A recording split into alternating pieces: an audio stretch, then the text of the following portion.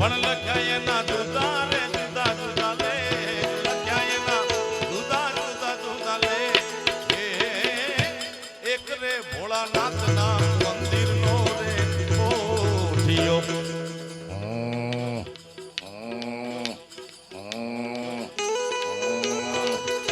અને બીજો ઓલ્યા હાથીડા ને ઘેર બીજો ઓલ્યા હાથીડા ને